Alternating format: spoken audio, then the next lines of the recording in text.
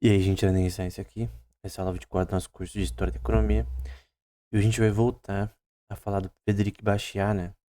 Num livro dele chamado... assim, o livro é a coleção de livros dele, né? Eu tô usando como base. Porém, é o específico chamado Capital e Juros. Então é esse que a gente vai focar apenas nessa aula, né? Depois a gente vai para é, outras obras dele, né? Então, eu tô usando aqui a versão do Mises Institute. Não tem todos os livros dele, tá? Depois eu vou ter que usar uma versão em francês. Em obras posteriores. Basicamente, eu vou focar só nos tratados econômicos dele, não vou ficar em questões relacionadas à lei, coisas do tipo. Ele tem um livro chamado A Lei, que também é muito bom, mas eu não vou analisar aqui, né? Bom, ele vai falar sobre juros, né? O primeiro, ele questiona a teoria de juros da época, né? Por sinal, não era lá essas coisas comparado ao que a gente sabe sobre juros atualmente, né? Posteriormente a Mises, por exemplo, mas ele vai dizer, né? Seria uma perda de tempo buscar qualquer explicação satisfatória nos escritos dos economistas, né? Mesmo dos fisiocratas, etc. O Turgot já tinha falado uma coisa ou outra sobre juros, mas eu creio que tanto o Mises e o Rothbard eles dão uma definição mais afiada, né? Eles não lançaram muita luz sobre as razões da existência do juros.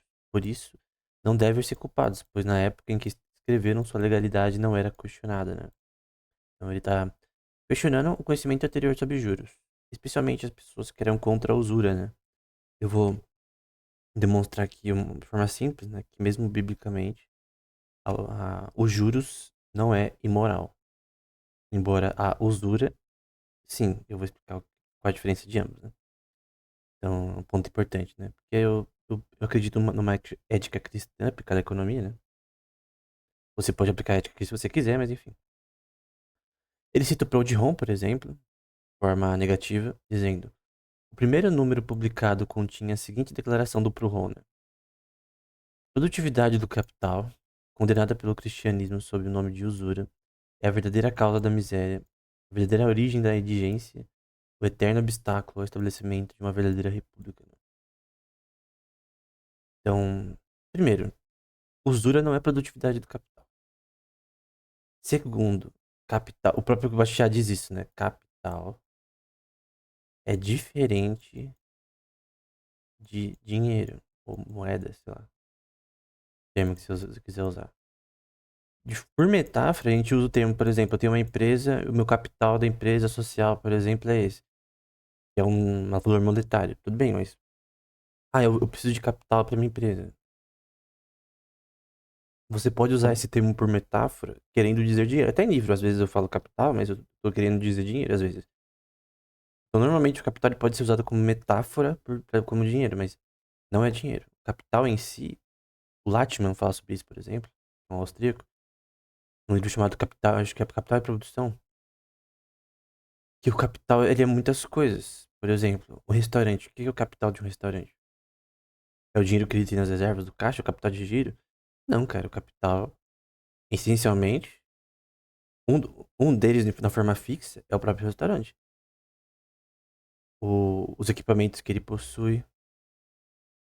Mesmo os seus funcionários são capital humano, né? Que a gente fala recursos humanos. São pessoas contratadas. Obviamente, como são pessoas, você tem uma questão ética que você tem que lidar também. É uma forma diferente. Mas o capital em si é, do restaurante, é o próprio restaurante em si, por exemplo. Então, desconsiderando juros de dívida, etc, né? Vamos supor que aquela propriedade é do proprietário, né? Aquilo é capital, deprecia ao longo do tempo, porque se não tiver manutenção e etc, coisas do tipo, se você não renovar a pintura e coisa, vai depreciar. Se você tem uma fazenda, aquilo é capital, a terra é capital. Os meios de produção, né, são parte do capital. Então, o capital é uma questão heterogênea, né? Diferente do dinheiro que é homogêneo, né? Então, o que é homogeneidade, né? É uma coisa que você consegue juntar várias da mesma e aumentar o seu valor. Enquanto o capital, no geral, ele é composto de várias coisas ao mesmo tempo. Por exemplo, tu anda na rua, numa Avenida Paulista da vida. Você vê capital ao seu redor na forma física. Seja o capital na forma pública, né? Nas ruas, etc. Também tem depreciação, você tem que gastar dinheiro pra, por exemplo, afas- asfaltar a rua novamente, você tem que tampar buracos, etc. Isso custa dinheiro. E é, de uma certa forma, público, né? Modelo atual. Então, o ponto é que capital não é dinheiro. Então, essa questão do Prodhome é totalmente impossível, é idiota. Chega a ser idiotice. Então, a questão da usura, né? Esse texto sozinho já resolve o problema. Se você não considerar que esse texto resolve esse problema, então você tem que estudar um pouco mais a lei de Moisés, né? Então, as pessoas que dizem. O Turgot fala sobre isso, né? Ele fala uma defesa, entre aspas, da usura, que é o que ele estava defendendo os juros, e os caras da escola de Salamanca também, que essa visão da igreja da época, né? Na período medieval, por exemplo, contra a mesma, era incorreta. Mas ele nunca cita esse texto. É o texto que, na minha opinião, é o que encerra esse debate sobre juros, né? Se é justo ou não. Haja vista que Jesus mesmo falou que a gente não deve praticar usura, né? Que é empréstimo para outra pessoa com juros. Só que isso é verdade. Eu, obviamente, concordo com isso. Agora, eu vou usar. O meu ponto aqui é mostrar a diferença entre juros e usura ou agiotagem. Então, vamos lá. Deuteronômio 23. De um compatriota, o israelita, né? Vocês não devem cobrar juros, ok? Ao emprestarem dinheiro. Comida, então serve de commodity também, cevada, que também era usada como moeda na época, ou qualquer coisa que se costume emprestar com juros.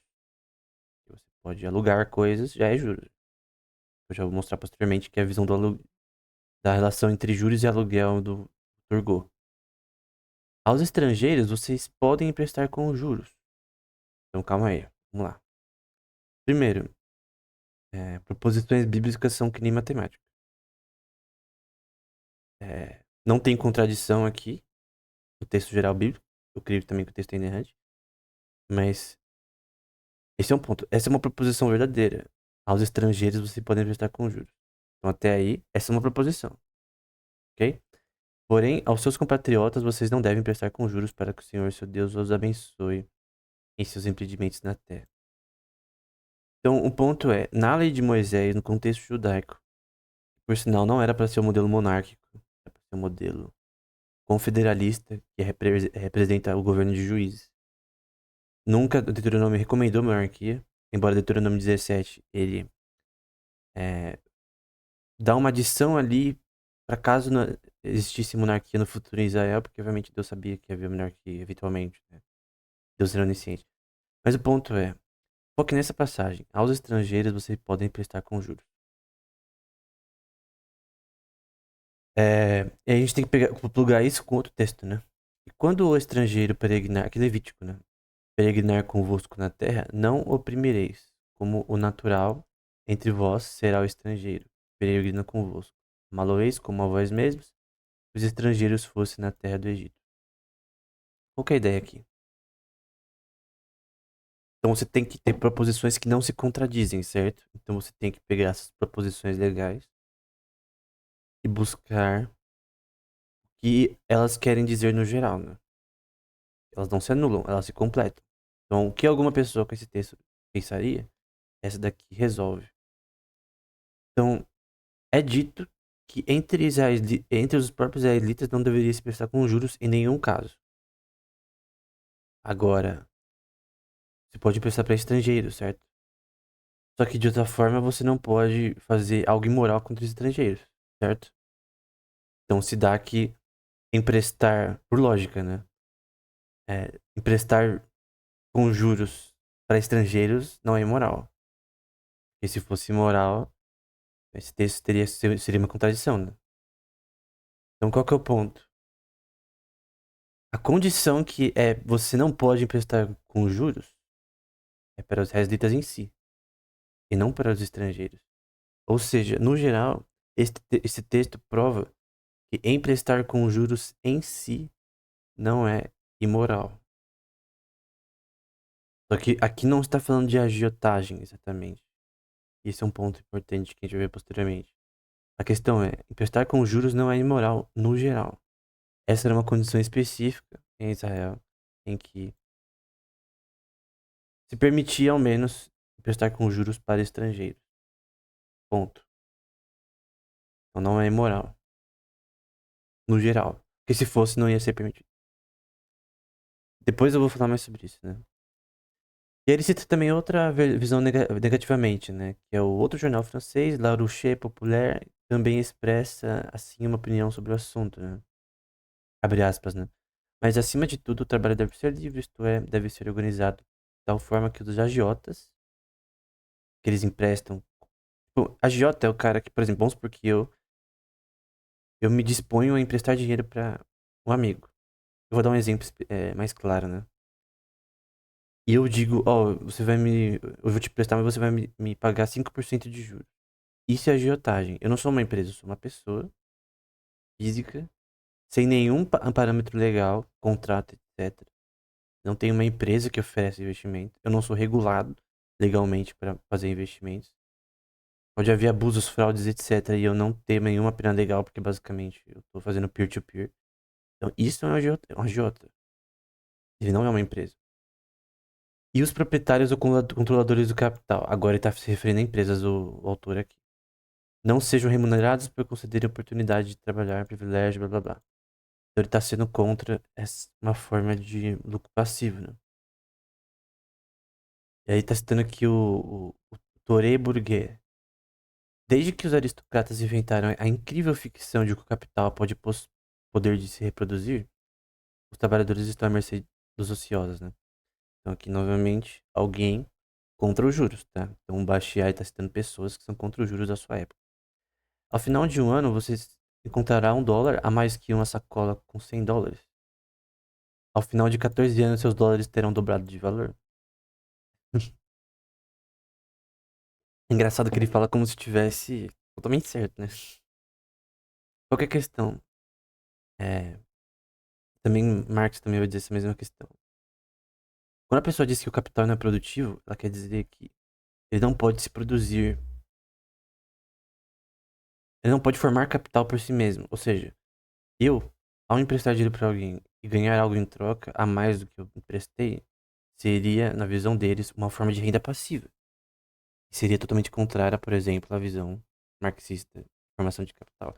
Na verdade, se essa visão tivesse certa, no caso, o capital é produtivo, em forma de renda passiva, basicamente toda a teoria do Marx colapsa. Por isso que ele, mesmo conhecendo a visão do Turgot sobre juros e a comparação de Turgot de juros e aluguéis, em que se você é contra juros, você tem que ser contra aluguéis. Então, basicamente, a teoria colapsa do Marx, né? E Marx sabia disso. Por isso que ele foi contra aluguéis também. De tudo. Casa, carro, hoje pro modelo atual, né? Obviamente não existia naquela época carro, mas hoje em dia alguém que quer seguir a teoria dele à risca seria contra o aluguel de qualquer coisa. Em que você paga por isso. A não ser que fosse de graça, né? E a visão que o Bastiat diz deles é que eles queriam crédito grátis, né? Foi exatamente isso que o senhor Proudhon reconheceu com total boa fé. A pedra fundamental, disse-me ele, do meu sistema é a disponibilidade de crédito livre. Se eu estiver enganado nisso, o socialismo é um sonho vão, né? Ele vai dizer. Eu acrescento, é um sonho no qual o povo está se despedaçando. Então, a questão é capital ele produz renda passiva, né? Renda passiva é uma forma de ganho moral.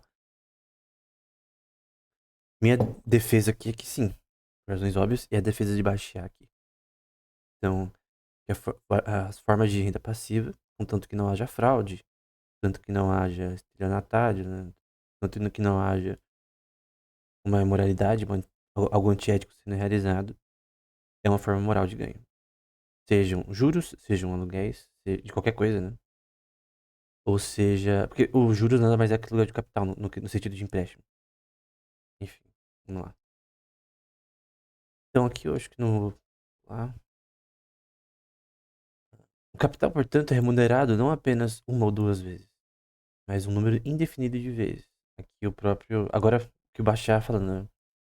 Assim, ao final de 100 anos, uma família que investiu 20 mil francos a uma taxa de 5% terá 100 mil francos. E isso não impedirá de ter mais 100 mil francos no século seguinte. Então a questão é: juros compostos são algo bom. É algo bom. As pessoas às vezes não entendem isso. E, por mais que você tenha inflação e depreciação de capital no modelo atual, você tem várias formas de gerar juros em vários tipos de investimentos. Então, a equação básica de juros, né? Você tem a quantidade, que vai crescer nesse contexto. O principal, que é basicamente, bom, nesse caso seria 20 mil, né? Francos. Depois eu pôr os valores. Opa, aqui. 20k de francos. E aí 20k de 20 mil. E aí você tem um mais. É que eu ponho outra cor mesmo. R, que é a taxa de juros. Nesse caso, vai ser 5% ou 0,05. Dividido por N, que é o número de vezes que os juros foi é, composto, né? Por ano. Então é N. Aí você vai ter N por T, que vai ser o tempo de anos. No caso, o Bastiat tá 100, né?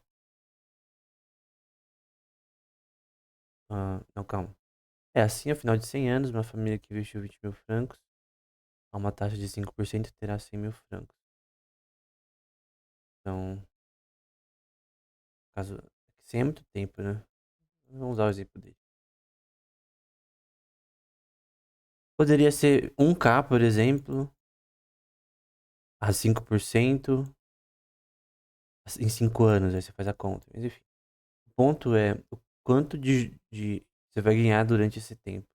E esse é o cálculo, né? Um determinado período. E você tem uma periodicidade, né? Porque daqui é a periodicidade de você receber esses valores. Pode ser anualmente, por exemplo. E você tem algumas equações que são importantes, né? Por exemplo, o juros mais simples, né? Ele é dado por I, que vai ser esses juros, dado pelo principal, que nesse caso vai ser 20k, 20 mil francos, a uma taxa de juros R, que vai ser 5%, em tempo em anos T, que vai ser, nesse caso, 100 anos. Poderia ser menos, enfim. Aqui eu já mostrei. Você tem a taxa efetiva destes juros, né? Que vai ser isso aqui é tudo básico, tá? De finanças. E você vai ter a taxa, que nesse caso é 5%, e a periodicidade desses juros, ao longo do tempo N também, esse período, né? Que é isso nesse período. Você tem a amortização do pagamento do empréstimo, né? Que vai ser R, igual a colocar outra coisa também. Então vai ser R igual a quantidade ionésima paga ao longo de um período, por exemplo. Que é I vai ser de 0 até N, né?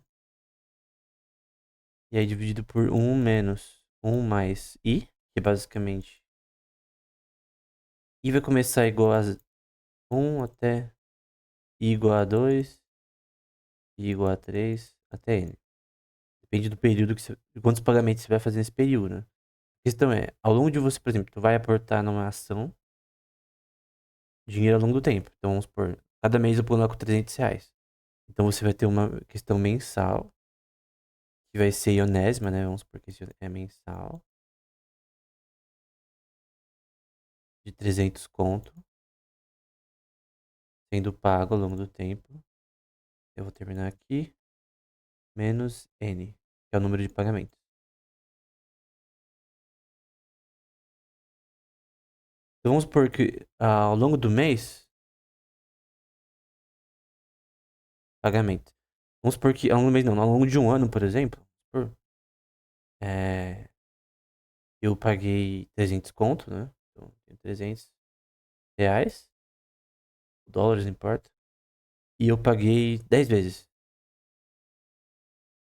Então vai ser 3 mil. Pode ser mais. Dependendo. Nesse caso foi mensal. Então durante 10 meses eu gastei 300 conto. Qual que é a porcentagem média de que eu vou receber, no caso, desse pagamento contínuo. É basicamente essa a ideia. E aí pra você ver o quanto você vai receber nesse contexto de tudo isso, vai ser dado por. Como vai ser meu balanço depois de tudo isso, né? O meu pagamento regular, nesse caso foi R$ 300 por mês. Então você pagou R$ 300 por mês. E, ok, quanto que eu ganho é uma certa taxa de juros, né? Eu tenho que calcular minha taxa de juros agora também, né? Em que taxa de juros é aí, né? Eu acho que eu falei que aqui. É que se, na verdade, é a taxa de juros por período, né? Então, no caso, 5%. Esse I, né? Deixa eu colocar aqui. Só pra. Então é.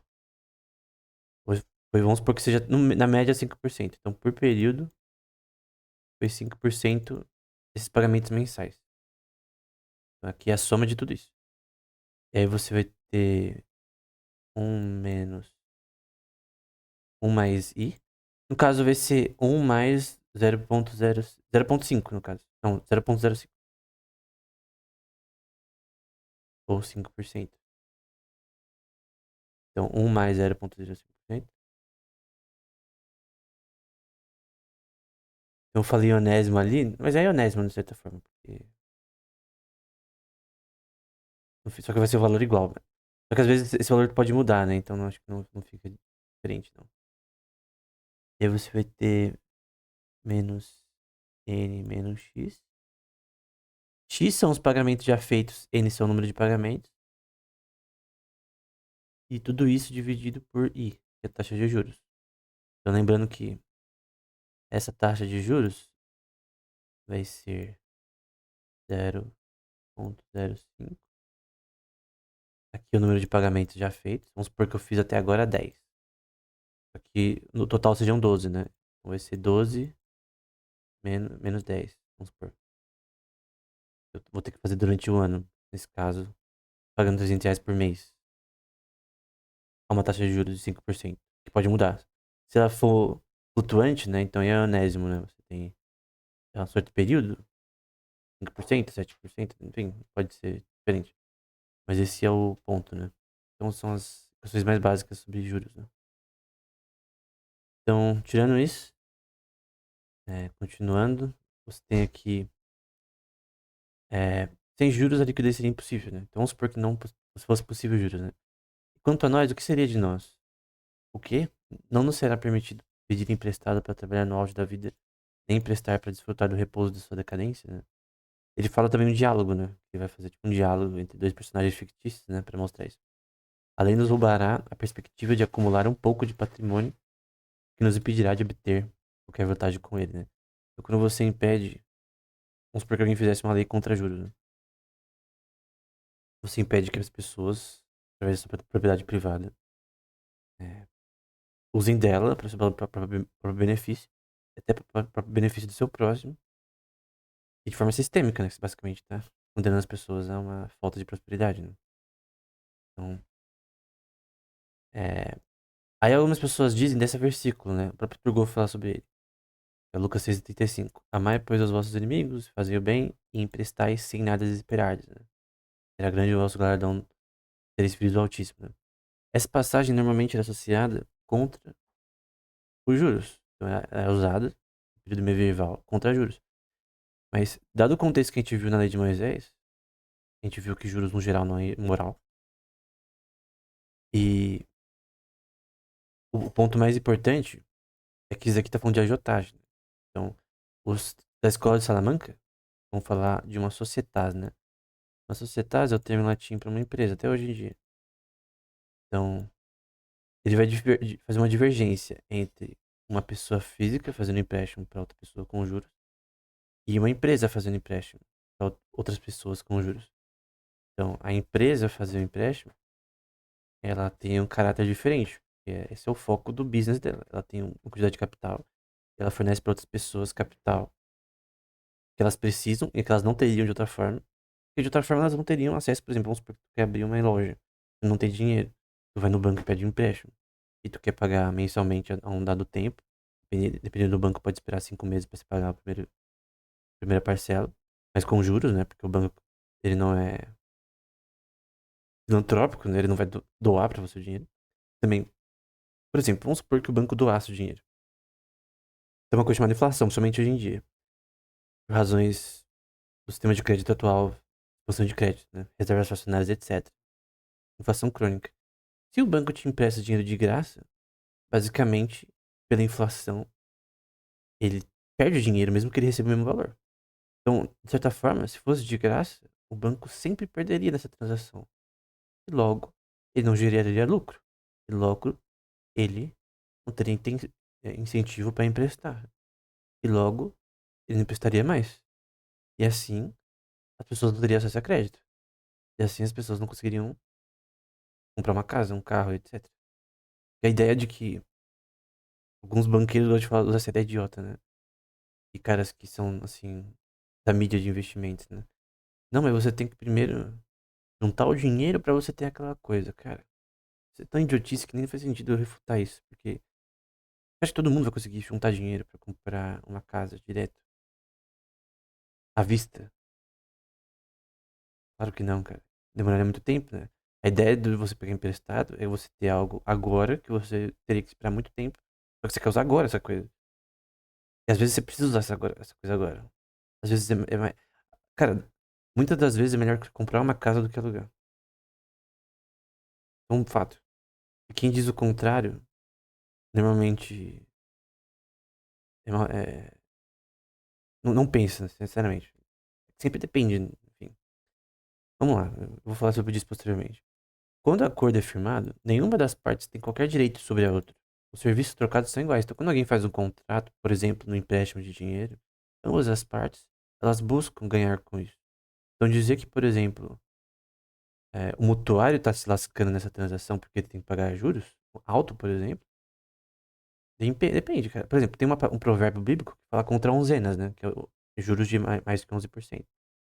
Mas o princípio daquela passagem são os juros elevados demais. Isso seria imoral, por exemplo. Então, tem uma passagem bíblica que diz isso. Seria uma proposição, obviamente, verdadeira, inspirada, né? Por Deus. Então, é um princípio que juros elevados são um problema. Só que tem uma diferença entre juros elevados de forma imoral e juros elevados porque a disponibilidade de capital está baixa.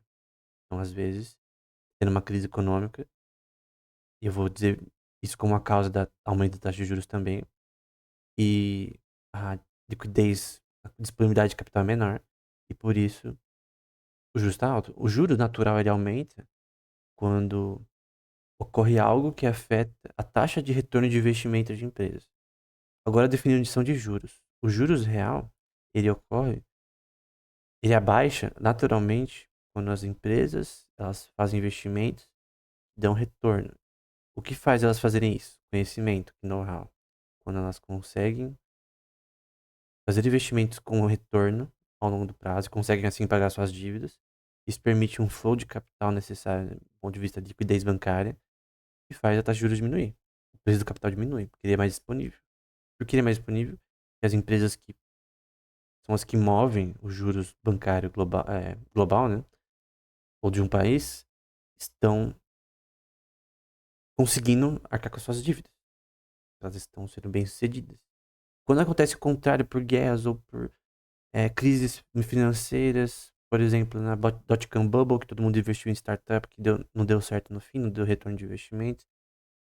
Então, você tem uma crise, essa crise causa uma falta de liquidez, todo mundo retém dinheiro e não empresta mais com tanta facilidade, mesmo os bancos, e assim, a taxa natural de juros aumenta.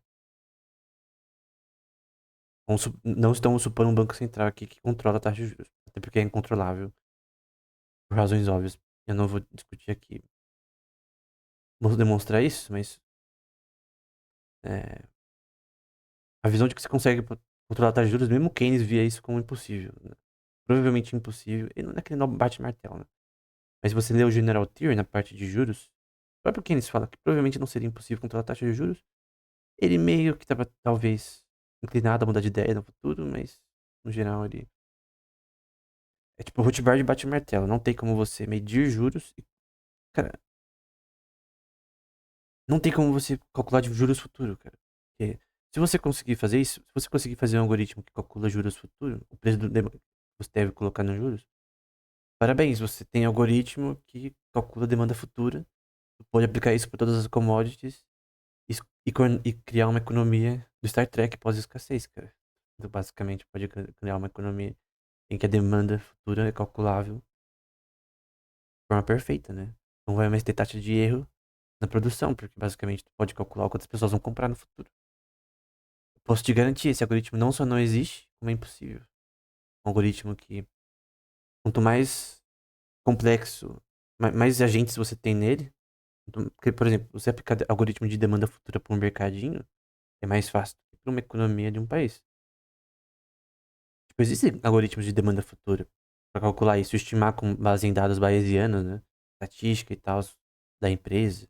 Você tem um restaurante, você tem uma estatística, quantas pessoas frequentam ali.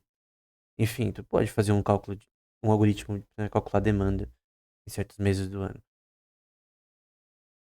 Puramente matemática, mas sempre vai ter uma taxa de erro. Porque as ações das pessoas, elas não são lineares, cara. Elas não são previsíveis em todos os momentos. Quando a gente fala de toda a economia. Enfim. Por isso é um sistema de incerteza, né? É isso que a própria Complexity Economics diz. Consequentemente, se uma das partes deseja introduzir no acordo uma cláusula adicional vantajosa para si, mas desfavorável à outra parte, deve concordar com uma segunda cláusula. Ou seja, se caso ambos verem que esse contrato é imoral para uma das partes, então ele tem que ser anulado. E mesmo posteriormente, após a assinatura do contrato, se foi visto que o contrato ele visava um benefício muito amplo para uma das partes, somente a que está realizando o contrato, principalmente, tem a premissa do contrato, vamos supor que alguém contrata outra pessoa, então isso pode levar à justiça, né? Pode, enfim. Um exemplo claro de agiotagem de algo que eu acho toda a minha infância, né? Nós tem o Drew e o senhor Omar. Ele tá voltando de um funeral, né? Pegando uma mina, porque o senhor Omar gostava de pegar uma mina de funeral, né? Ele tinha uma empresa funerária, né? E a viúva era algo que ele curtia, né? Enfim. E o Drew aparece que tem o dinheiro, né? Cara, a gente tá no funeral, né? Quer que seja dois? Só que a questão é, o Drew, ele teve uma política ao emprestar dinheiro pro senhor Omar. Ele cobrou juros. Agora, o Drew, ele é uma empresa? Não, cara, ele é um moleque, né? Ele tem 14 anos aqui. Então, pode ele emprestar dinheiro pro senhor Omar, dado o texto de Lucas 6,65, com juros. Nenhum problema que ele empreste pro senhor Omar receba o mesmo valor. Só que ele emprestou com juros. Tem até uma passagem bíblica aqui. Não favorece tipo assim, falta de empréstimo deve ser o seu único último recurso, né? Uma parábola de Jesus, né? E não, perdão, é de Jesus? Eu acho que é Provérbios, na verdade. Jesus também fala sobre isso, mas fala de da pessoa que tem que se livrar de dívida de alguém, né? Se você tivesse dívida com alguém, você devia ao máximo tentar resolver com essa pessoa rápido, porque é um pé no saco, né? Dever alguém dinheiro, né? Então a questão é, emprestar com juros, nesse caso aqui, é imoral. O certo seria emprestar e receber o mesmo valor. A questão é antiético. Não é que alguém vai ser. Não necessariamente tem que ter uma lei contra isso, mas é antiético no geral. Pode haver uma lei? Pode, mas no geral é antiético. Pode ser um debate se é imoral, mas no geral é antiético. Biblicamente é antiético. Não é algo que um cristão faz, por exemplo. Então, usura, peer-to-peer, esse exemplo é mais claro, é antiético. Talvez até imoral. Agora, quando eu digo imoral, quer dizer que deveria ter uma lei contra isso. E no Brasil tem, por exemplo. Agora, quando é uma empresa que faz isso, uma societas, cujo único foco é emprestar também, aí é diferente, ok? Aí não é mais agiotagem. É o ponto da passagem de Jesus, Lucas 6,35. Dito isso, juros não é imoral, agiotagem sim. Então vamos lá. Agora o Bastiat vai falar sobre essas questões, eu vou dar umas visões, né? Empréstimo de commodities, por exemplo. Primeiro, David prometeu devolver no final do ano um saco de milho da mesma qualidade e do mesmo peso, sem faltar um único grão. Essa primeira cláusula é perfeitamente justa, disse ele, pois sem ela William daria e não emprestaria, né? Bastiat gosta de usar parábola, né? Ele criou dois personagens fictícios para explicar essa questão. Então, a ideia é assim: eu tenho uma commodity, eu sou um produtor de milho e tem uma pessoa que vai usar isso daqui como matéria-prima. Só que ele não tem o dinheiro suficiente para pagar por ela, né? Por esse tanto, sementes, por exemplo, ou nesse caso milho. Então ele fala assim: ó, eu preciso dessa commodity por um tempo, você me empresta. Daqui a um ano, ou durante certos períodos, eu vou te dar pagamento dessa commodity total, né? Composto, né? Então, vai ser uma. Aqui tem cartão de crédito, né? Você paga em parcelas. Só que cada parcela vai ter um juros associado. E que o valor total agregado vai ter essa média de juros. Vamos supor que seja 5%. Então, o total dessas parcelas, a soma delas vai dar o valor total que eu peguei emprestado em commodities, nesse caso milho, a essa taxa de juros. Então, vou pegar a mesma quantia a essa taxa de juros. Obviamente, as flutuações do milho podem crescer ou subir nesse momento, mas o meu acordo foi pagar aquilo que eu peguei emprestado, em quantidade. Isso não tem nada de errado, né? Segundo, ele se comprometeu a entregar meio alqueire de milho para cada 5 alqueires originalmente prestados, quando o empréstimo fosse devolvido. Ou seja, eu sei que você não teria incentivo para me emprestar aqui uma empresa, tá? O milho, caso eu não dá-se um valor a mais, né?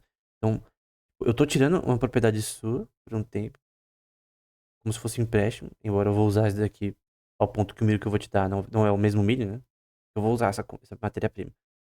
Mas o ponto é, eu vou te devolver novamente. A gente pode até pensar no milho como uma commodity de moeda, né, naquela época, até anteriormente, principalmente. Então, o ponto é, eu vou te dar em dinheiro o principal, que é o que você me prestou, e mais um excedente que a gente acordou, porque eu não acho justo eu pegar a sua propriedade e você ter uma empresa, né? E usar dessa forma assim, te dar um retorno, né? Obviamente, peer-to-peer, se fosse, por exemplo, amigos fazendo isso, ou sei lá, conhecidos, ou um agiota que você conhece, seria imoral. Você pedir com juros. Então já tô dizendo que a agiotagem é imoral. Perdão, antiético. Vou usar antiético aqui. Esse é o ponto. Mas de uma empresa fazendo isso, uma societas, não precisa ser um banco, tá? Pode ser uma empresa devidamente legalizada que faz isso. Quando eu digo legalizada, é que pode ser processada facilmente dentro dos âmbitos da lei. É uma empresa, de fato. Enfim, empréstimos, aluguéis e arbitragem é justo, né? Então esse é um ponto importante que Marx discorda, por exemplo.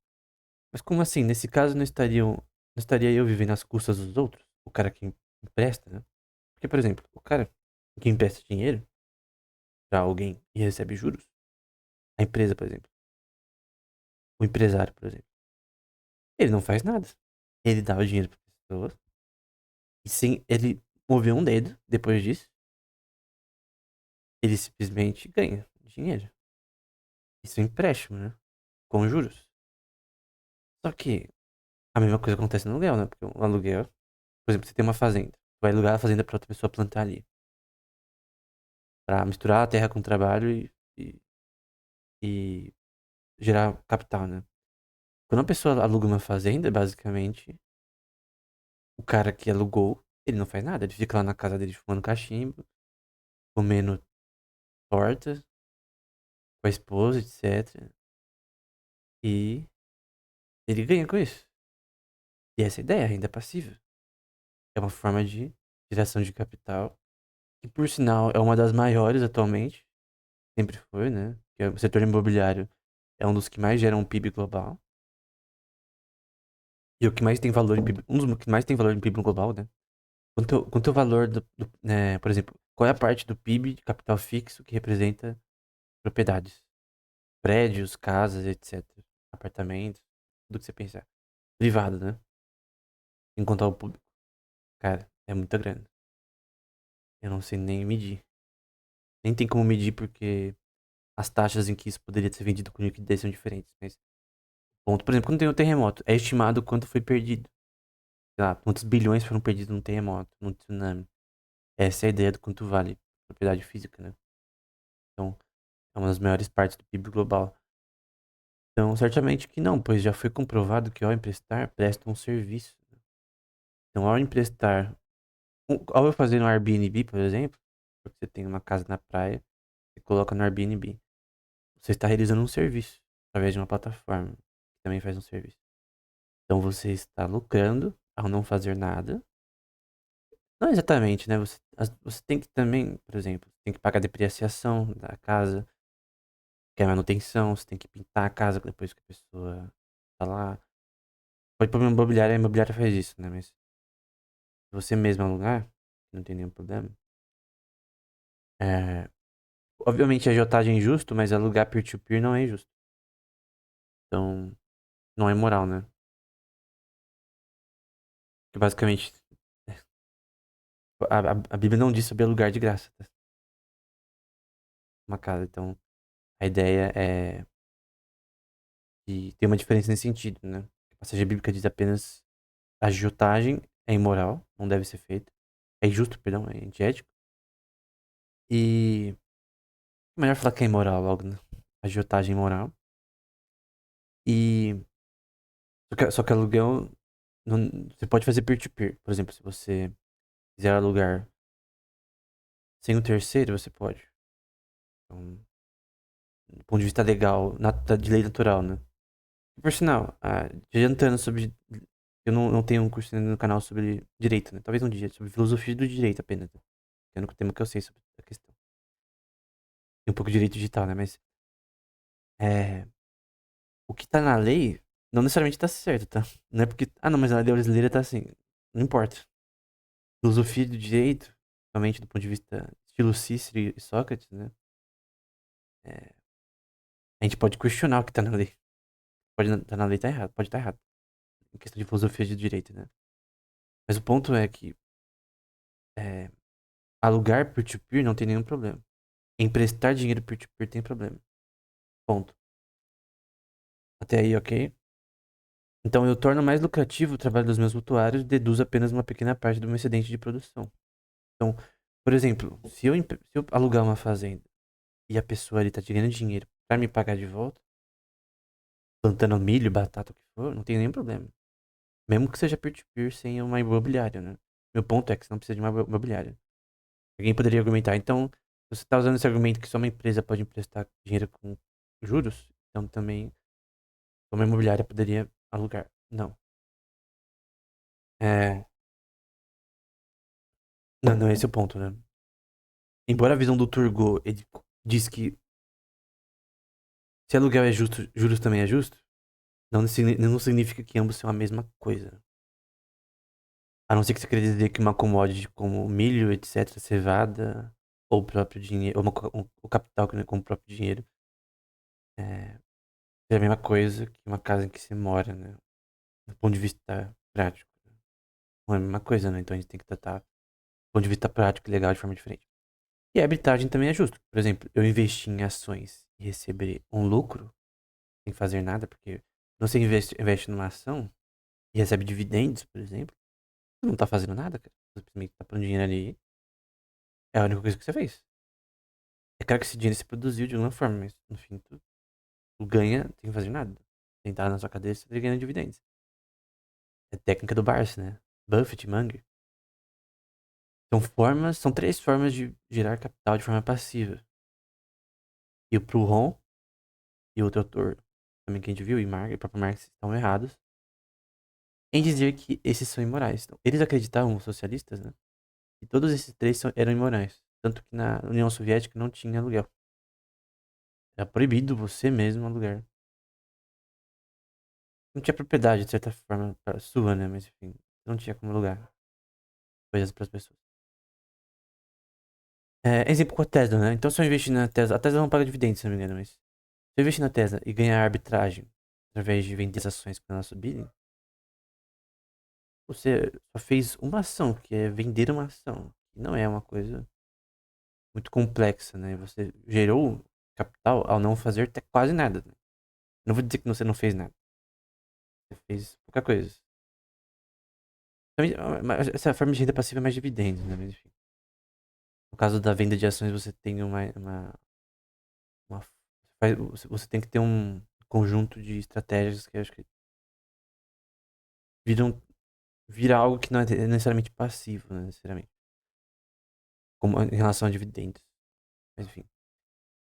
Tem da Berkshire Hathaway, por exemplo. Então, tá investindo no que a Berkshire Hathaway vai fazer com as suas empresas, né? Com a Geico, com a Syscandy e etc, né? Você pode investir no preço do milho, em futures, que é um contrato de maturação fixa, né? Ou seja, vamos supor que eu invisto no milho, ele vai subir de valor daqui a um mês. Fixo, né? Eu não posso mudar esse contrato. Alguns futures você pode mudar, mas normalmente o future é um contrato fixo, que você escolhe o prazo de maturação, tem uma certa taxa que também se paga, mas o ponto é, eu ganho não fazendo nada apostando no preço do milho. Ou você pode apostar no petróleo cru, que é o crude oil, não refinado. Enfim, em termos dos marxistas, né, alugar uma casa seria imoral, mas não tem lógica. Isso daqui também seria imoral, né? Eu ganhar lucro através de investir em futures, né?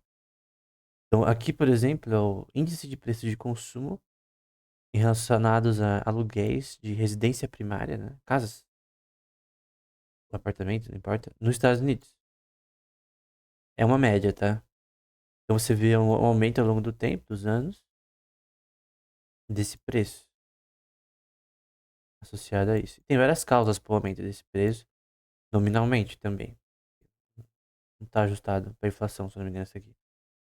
Mas o ponto é que é, você tem. Tudo isso não é imoral, cara. Mesmo o preço aumentar, por exemplo. Não pode ser imoral, cara. É simplesmente algo totalmente natural que você pode fazer com sua propriedade privada, que é emprestar ela para outrem que quer aquilo, que se beneficia de alugar. Não todo mundo seria obrigado a comprar casa, né? Pra morar, o que não, nem sempre é possível para a maioria das pessoas. Também, tipo, os mais pobres, né? Então esse é o ponto, né? Alugar é algo totalmente moral, né? Então essa é a visão de Bastiat. É totalmente contrária à visão socialista, né? Esse é o ponto que a gente quer trazer. Que eu quero trazer, no caso. Eu e Bastiat, né, de certa forma. Então, aqui é um exemplo entre comprar versus alugar casas, né? E você vê que o custo de mortgage, que é aluguel, é hipoteca, em inglês, versus o custo de alugar, né?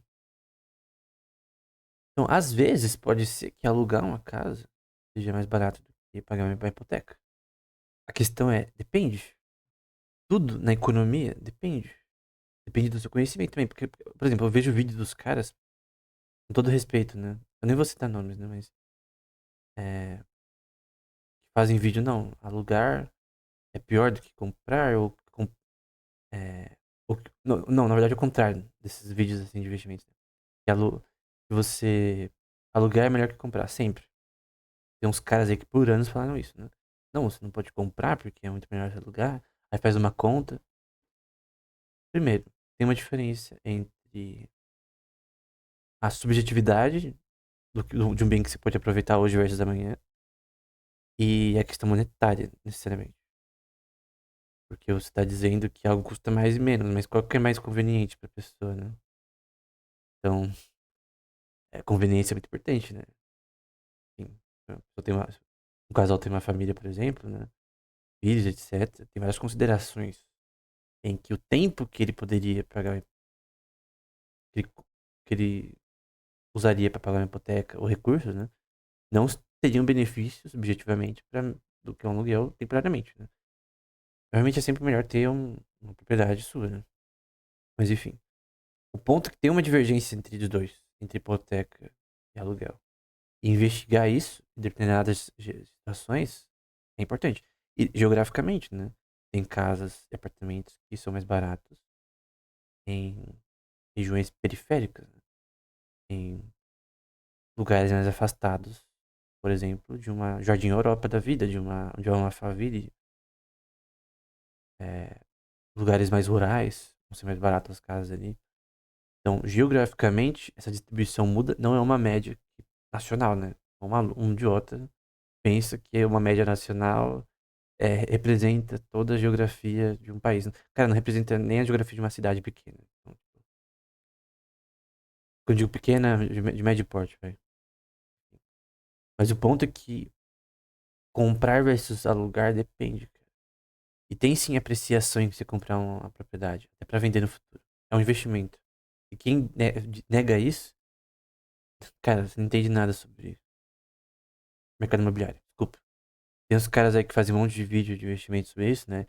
Aí falam, não, mas você comprar uma casa pra alugar é uma idiotice, né? Cara, o que know-how de uma pessoa comum que decide, da noite pro dia, eu vou comprar uma casa e vou alugar. Um apartamento e vou alugar. É muito menor do que uma pessoa que realmente entende do mercado. Uma pessoa que faz isso, uma pessoa que tem várias propriedades. O cara do Harry Potter, por exemplo, o, o Ruivo lá, que esqueci o nome. Ele basicamente usou o dinheiro que ele ganhou durante a franquia, né? Pra comprar várias propriedades ao redor de Londres, de Inglaterra. E ele vive de renda passiva. Que ele tinha um know-how, ele tinha não sei se uma agência, ou pessoas também por trás, que ajudaram ele nesse sentido. E basicamente o cara conseguiu viver de renda passiva dessa forma, né? Mas ele não tem uma propriedade, ele tem várias propriedades estratégicas que ele realizou isso, né? Ele comprou, né? E aluga. Então, alugar é difícil, cara. Você tem que ter um conhecimento. Não é simplesmente eu vou alugar uma Airbnb, ganhar renda passiva. Não é assim. Questões geográficas são importantes. Você tem que conhecer a demanda provável da região, do tipo de. Você tem que entender sobre o tema. Não é simplesmente lucro fácil assim como as pessoas pensam, né? Aí ele cita uma parábola, né? Pra expressar essa questão de alugar coisas, né? Agora, ferramentas de carpintaria, né? Em francês é rabot, que é basicamente uma ferramenta para você cortar madeira, alguma coisa assim. Eu não sei o nome em português, mas. Então, ele vai dizer na parábola dele, né? Usando personagens, né? William, meu amigo, fraternidade não significa que todos os sacrifícios desejam devam ser de um lado só, né? Por assim não vejo por que não deveriam ser do seu. No caso, a ideia dessa parábola é mostrar duas pessoas e a questão de uma pessoa queria alugar uma ferramenta de carpintaria. E a ideia é justo que eu, ao emprestar para alguém a minha ferramenta, eu construir, eu receba juros? Então, vamos supor, eu te empresto esse rabô, você vai usar na carpintaria por um ano e você vai me pagar um valor desse tempo que você está usando. Vamos supor que eu crio uma empresa que ela empresta ferramentas caras, né? Então, vamos supor que eu empresto uma Makita. Vamos usar um exemplo simples. Então, a minha empresa, ela empresta Makita. Por quê? Porque as mesmas Makita que eu tenho, parafusadeira, etc., elas são de um nível, assim, que é uma fortuna para você pagar. Então, eu tenho uma empresa que ela tem ferramentas de alto nível, preparadinhas, né? Sempre com manutenção. E vamos supor que um cara que passa freelance, eu também trabalho com diversos tipos de obra. Ele nem sempre precisa de uma maqueta. Ele nem sempre precisa de uma ferramenta. Ele usa várias ferramentas, em vários contextos. Ele nem sempre precisa de um prumo, sei lá. Muitas das ferramentas ele vai comprar, mas aquelas que são caras, de repente, ele pode pegar emprestado. Só que não de graça. É diferente se um amigo emprestar uma maquita para outro amigo. Outra coisa é uma empresa querer emprestar uma maquita. Então, esse exemplo do baixar, eu não creio que funcionaria peer-to-peer, que seria antiético, né? Tendo o Nuca 635 como base, eu emprestar para o meu amigo, por exemplo, uma maquita por dinheiro. Então, tipo, alguém empresta, presta minha Kita, eu vou usar no trabalho e tal. Tá, mas você devolve sem quebrar ela, né? Se você quebrar, você vai pagar outra, né? Menos otário, né? Mas tem que me devolver ela no 100%, né? Mas se você me devolver ela 100%, você não precisa me dar nada. Se você quebrar, talvez, aí você. Eu pra arrumar, eu vou lá e você me paga, né? Você quebrou. Agora, no geral, eu não vou pedir dinheiro pra emprestar uma Makita. Seria antiético, biblicamente. Agora, se eu tenho uma empresa que faz isso, é diferente. Então, essa parábola funciona, na minha opinião, uma empresa que empresta robôs, né? Ou qualquer tipo de. Então, tá aqui traduzido como avião, mas não é avião. Esse é. Termo é robô. Então, não é avião, tá? É porque o termo em inglês plane lembra de avião. Eu não troquei por robô ali. Mas eu não sei o termo em português, não. Mas é uma ferramenta de captaria, que eu não sei o nome. Então, na lógica de Marx, por exemplo, alugar carro seria imoral. Alugar servidores seria imoral. Ou seja, tu entrar na Xbox Live e usar aquela opção de você jogar na nuvem, que é uma forma de alugar o servidor, você paga pra jogar num servidor por um tempo. E você não, o servidor existe, ele existe fisicamente na sede da empresa. Você está pagando pra jogar no servidor da Xbox, da Microsoft. É, Tecnologia na nuvem nada mais é do que aluguel de servidor. Ponto. Isso é um fato. Então, você hosteia um site, você está alugando o servidor. Você está pagando para usar um servidor lá no fim do mundo que você usa para hostear um site. Na lógica dos caras que argumentam contra juros, que, por exemplo, alugar algo é uma forma de ganhar juros. Um juros de retorno de forma passiva. Enfim. Em essência, né? Primeiro, se a cessão de uma. Aqui é Rabo, né? Pelo mutuário, mutuamente constitui uma remuneração natural, equitativa e ilícita, o preço justo de um serviço real, podemos concluir que, em regra geral, ela tem a natureza de capital quando é emprestada ou usada a gerar juros. Então, o ponto é que, ao emprestar o Rabo, é, eu estou fazendo um serviço para alguém. E é justo que eu receba por isso, caso eu seja uma empresa, né? E também o ponto é, os juros não são prejudiciais ao mutuário. Então, pelo contrário, né? Eu quero a ferramenta emprestada, eu me beneficio dela. Senão eu teria que pagar um preço enorme para usar um negócio uma vez. De repente eu só vou usar aquilo, tipo, uma vez. Aquela ferramenta específica de carpintaria ou de certa forma. Então é melhor eu pagar pra usar uma semana que eu vou usar isso, ou 5 dias, do que comprar algo que depois vai ficar parado lá na garagem, sei lá, no seu almoxarifado de casa, enfim. Então por que eu vou comprar algo, sei lá, que é 10 mil reais, eu posso usar um dia ele, uma semana, alugando, né? Então, alugar commodities, coisas, é algo totalmente natural. E tem essa relação de juros e aluguel, né? Colocando aqui que é a visão do Turgot. Que é óbvio que tá correta, né? Por que tá correta? Porque se aluguel, perdão, se juros é imoral, você tem que dizer que aluguel também é moral. E é óbvio que alugar coisas não é imoral, no geral. Quero dizer que, com ganho monetário, né? Quero dizer que a obrigação em que o mutuário tem de pagar uma remuneração pelo uso do capital não pode causar nenhum dano à sua condição. Ou seja, tá beneficiando a pessoa. A não ser que você quer dizer que as pessoas são burras em alugar, por exemplo, carros, né? Ou qualquer coisa. Ou uma ferramenta que é muito cara para um serviço que só vai durar um tempo, uma semana, etc. Pelo contrário, ela tá sendo inteligente. Ela tá ganhando com isso. E o cara que tá emprestando também. Enfim. E aquela é a sua propriedade privada, né? E nós que definimos a função da propriedade. William estaria obrigado a construir um robô para si mesmo ou ficar sem um que o deixaria em sua condição original. Ou seja, ele não teria a ferramenta que ele precisa, ele teria o que criar ele mesmo, pagar uma fortuna, sendo que ele pode pegar emprestado.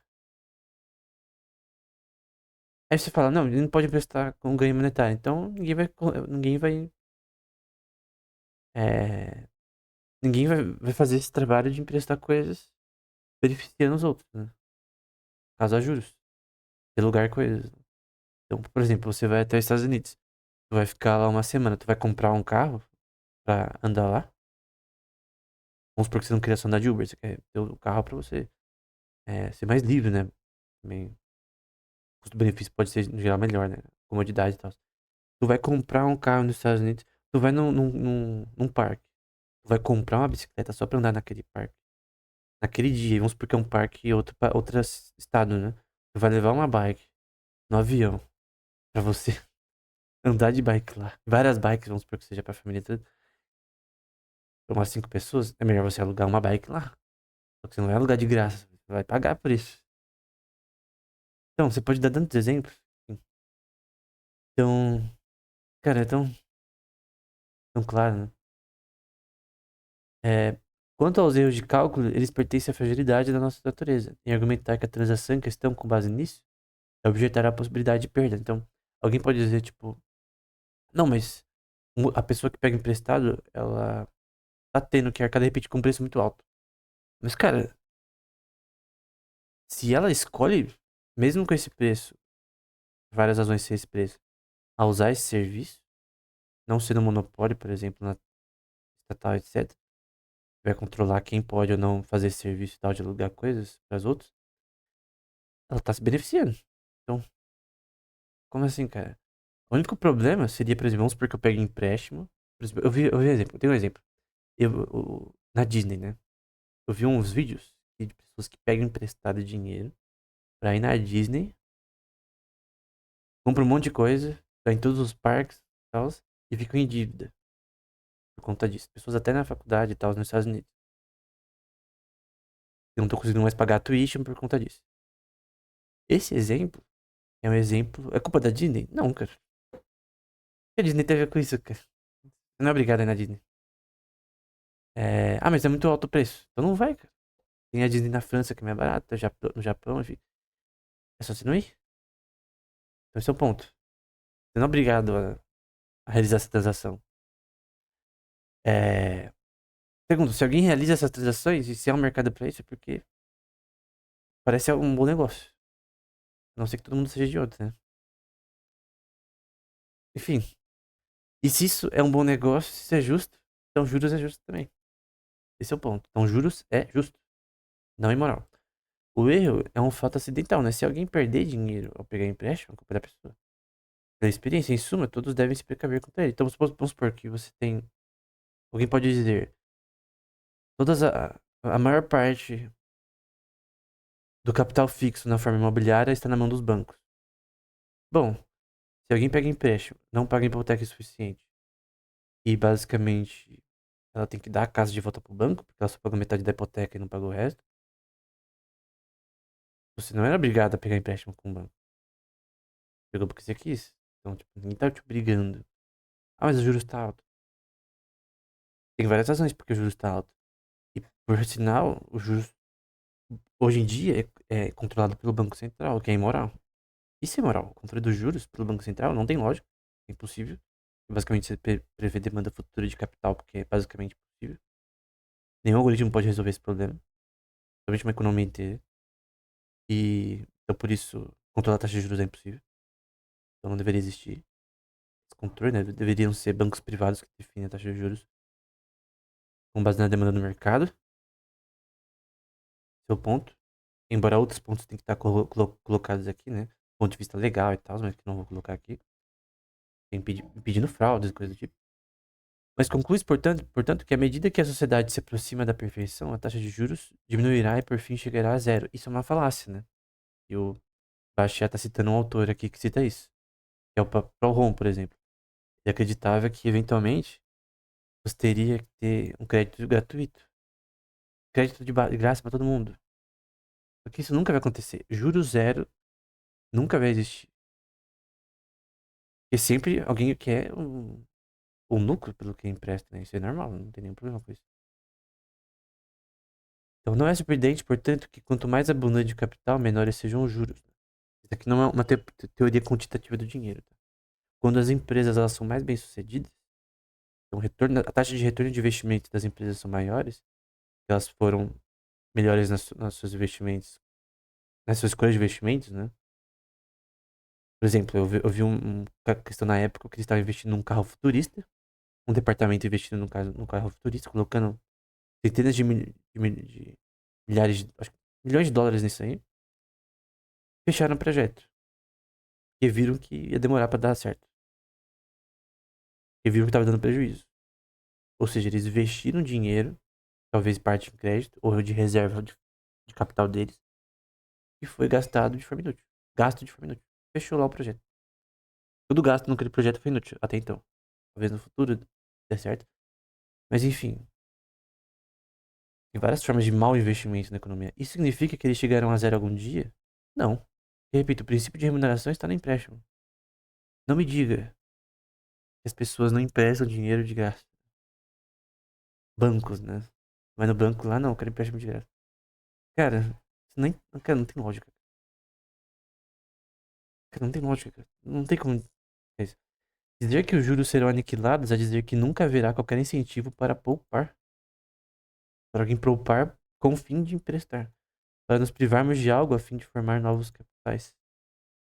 E nem para preservar antigos, né? Então, por exemplo, os juros podem ser negativos. No Japão, é muito famoso isso, né? Teve uma época, né? Em que os juros. Primeiro, o Banco do Japão é louco, cara. Ao ponto de nas últimas 2 décadas ter feito a taxa de juros ser mínima. Você vê aqui que ela vai de 3% para baixo.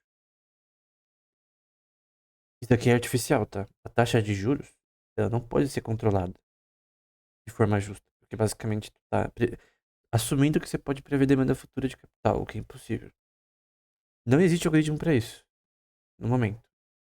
Mesmo os algoritmos usando inteligência artificial e tal, não existe. Então, esse é o ponto, né? Então a taxa de juros aqui, ó. A taxa de juros na verdade tá em azul. Ela tá menos de 1%. E aqui ele vai estar um pouquinho negativo, não é muito. Menos 0. Aqui é 0,1%, tá, a taxa. E aqui é a inflação em si. Obviamente uma taxa artificial. Nunca que a taxa de juros deveria ficar aqui. Um controle totalmente imoral da taxa de juros, por sinal. E que causa problemas econômicos para o país. Por sinal, o Ien é uma das piores moedas atualmente. Em relação ao dólar. Então, o juros natural nunca pode ser negativo, né? Você vê aqui, é, na, o yield das taxas nominais do governo japonês, dado a política de juros negativos, né? Você vê que esses yields, mesmo de 10 anos, né? São negativos. Em 2016 começou a ser negativo, né? Foi nessa data. Então, pra que você vai comprar um título do Japão? Pra que você vai investir no governo japonês se você não tá tendo um yield negativo, né? Nominal, tá? Ah, não faz sentido, cara. Não faz sentido. Mas eles querem aquecer a economia. Cara, não tem lógica, cara. A ideia de juros negativos é tão imbecil que simplesmente é inconcebível que alguém um dia decidiu fazer isso, né? Simplesmente, cara, cara, não tem lógica. O Bastiat veria isso daqui, pelo que ele escreveu ali, tomaria um susto, né? Enfim. Outro ponto, né? Mudando de questão. A acumulação de capital é boa, Bastiat dizendo, para quem possui. Quem pode negar isso, né?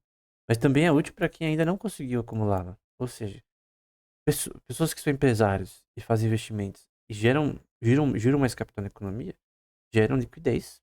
Até para pessoas com menos condições pegarem empréstimos e para geração de emprego, que aí vai gerar mais capital disponível para empresas contratarem mais pessoas.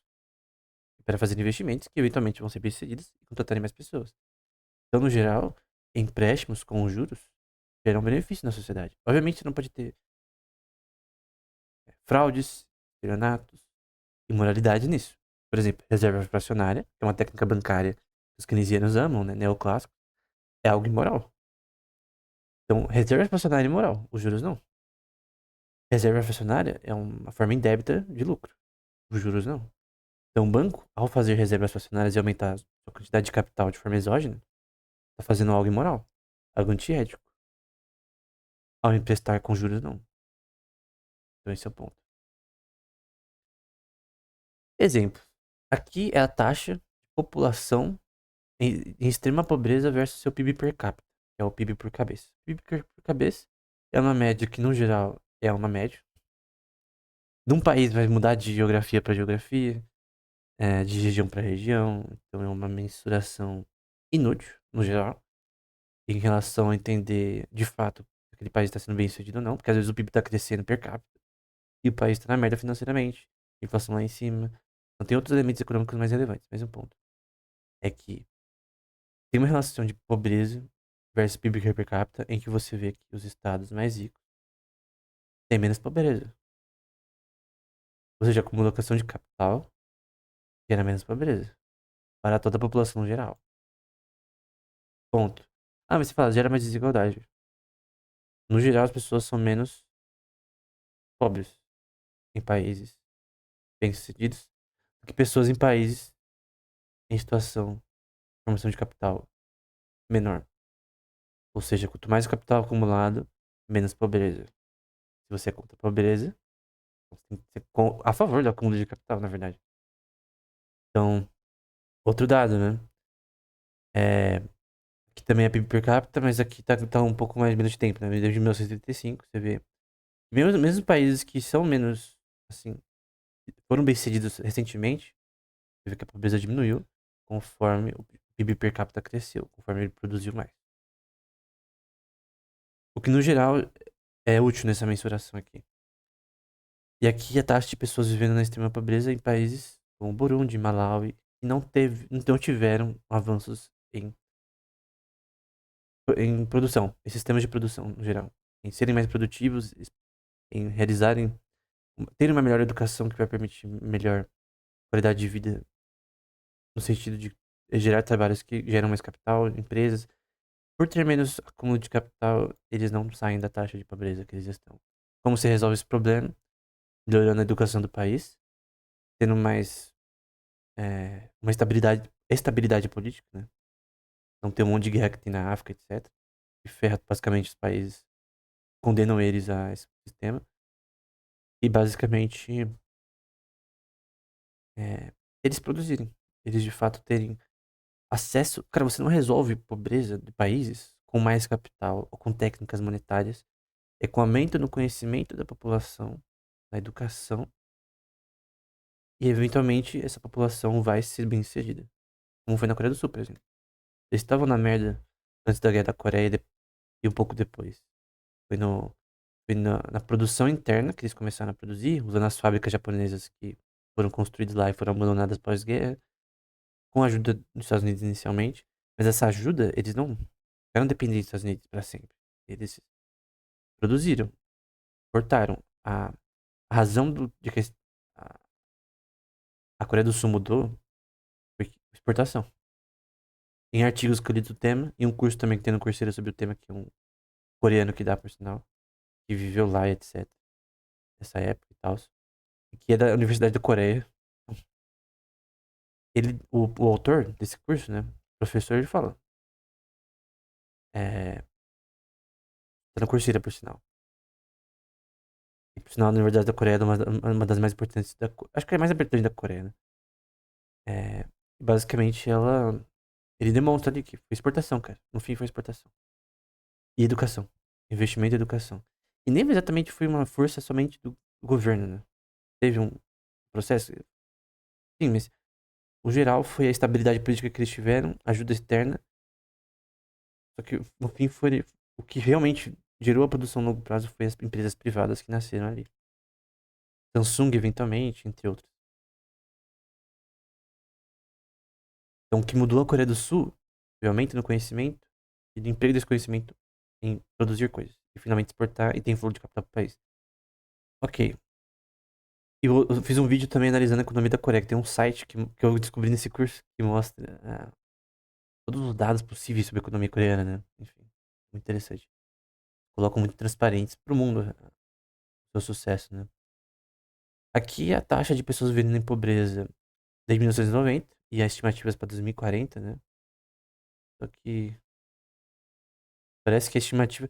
Assim, a estimativa é inútil. Vamos pro que realmente importa, que é o que a gente tem de hoje, né? Você vê que na África subsaariana, né? Você vê um aumento, um pouco, né? Enquanto Afeganistão e Paquistão também. Então, em regiões de estabilidade política e tem taxas de produção realmente eficientes, né? Você tem. E a pessoas em extrema pobreza pode aumentar, né? Agora, conhecimento, né? Performance em leitura, até de que pessoas de 15 anos, né? Menina contra menino. Em 2022, você vê que os Estados Unidos, Finlândia e países desse tipo, né? O Brasil tá lá no meio, né? Infelizmente.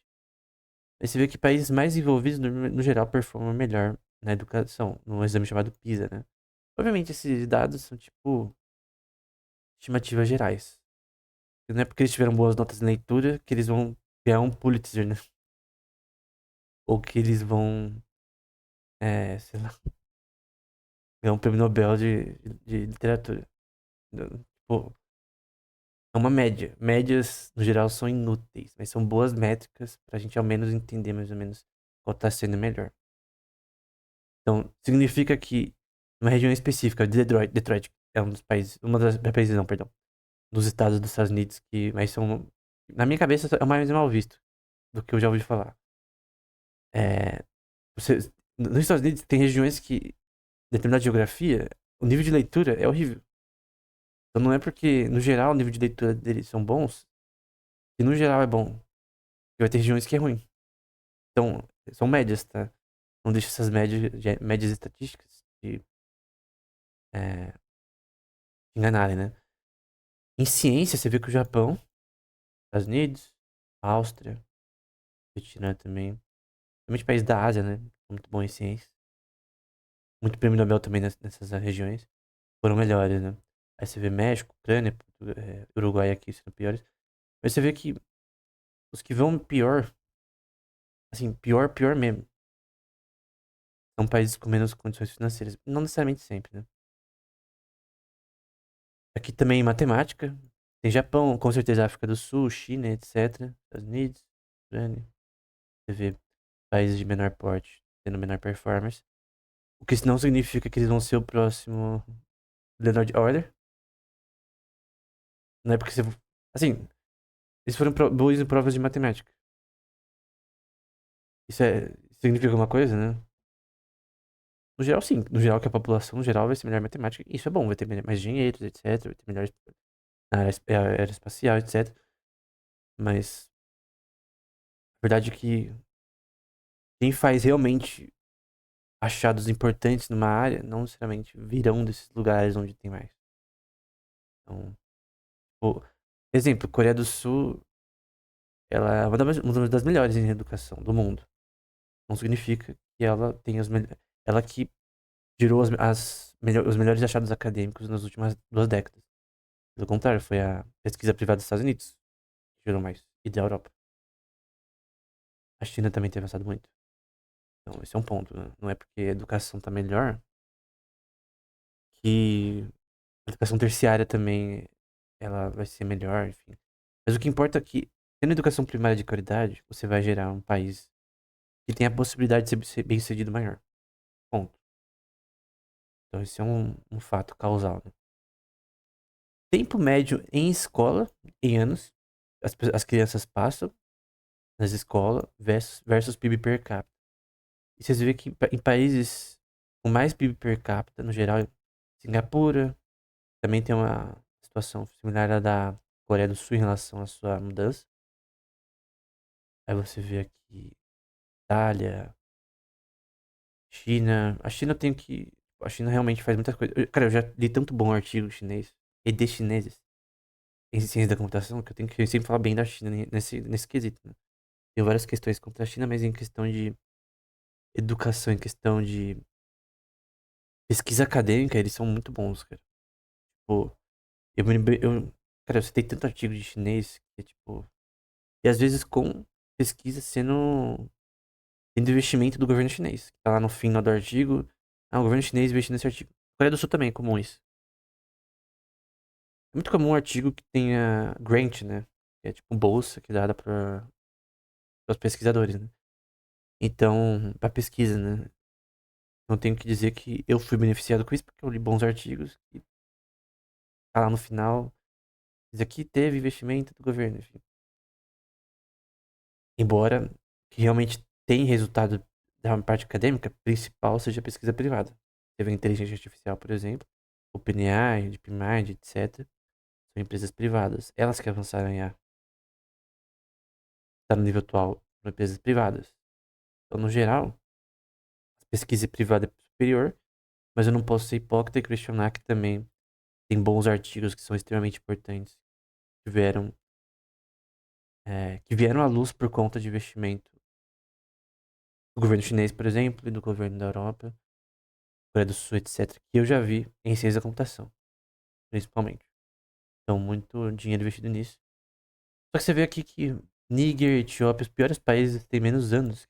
Crianças ficam na escola por várias razões. Então isso tem que mudar, né? A primeira coisa que você muda num país é a educação, né? É... Qualidade da educação, né? Só que pra isso você precisa de investimento. E não adianta somente os ajuda externa, você tem que ter. é, Tem que ter um governo ao menos estável. Você. Também geograficamente, regiões podem ser complexas ali em relação a- ao tempo empregado para você ir até a escola, distância percorrida. Então tem várias questões geográficas que também atrapalham. Se a África do Sul conseguiu ser bem-sucedida, toda a África pode ser bem-sucedida.